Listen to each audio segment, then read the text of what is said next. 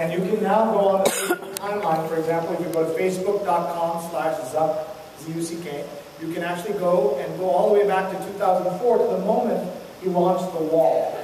What I encourage journalists to do is to use the timeline, especially if you have your own page, to kind of share the story of the journalism you've been doing. It's kind of a new way of building your resume.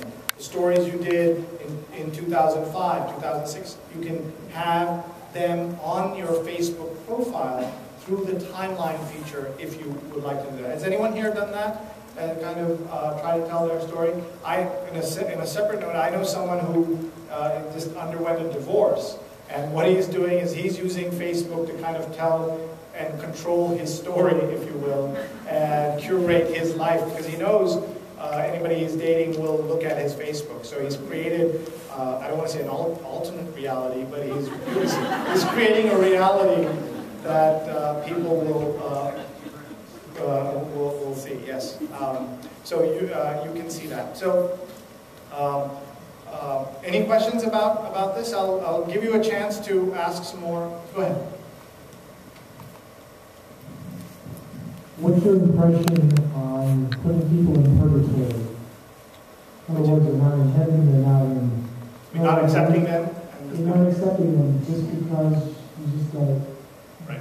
You just don't want it happens a lot on LinkedIn, where you can just ignore, or or just leave the list of invitations still there until you're thinking about it. I think it's fine. We're not under any obligation to accept all the friend requests we get. In some ways, just kind of ignoring them for a while is not a bad thing.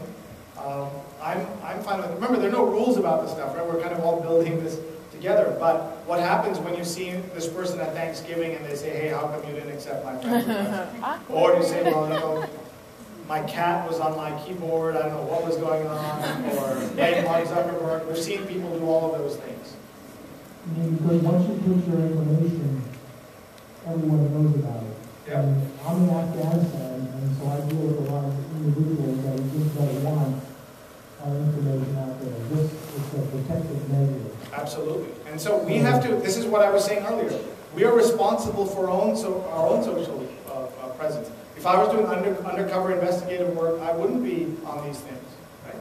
So you gotta know. I have a friend who is an on-air TV reporter. She uses a different name, or her kind of married name, on her social media, but on the air uses her maiden name. And so she's done that on purpose so that people can't find her easily. So you've got to make peace with these decisions that make sense for you, and that's really just want to very quickly touch on Pinterest. I wrote this article, 6 things